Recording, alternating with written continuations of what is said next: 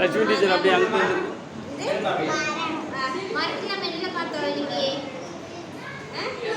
கலந்து படிக்கணும் போயிட்டு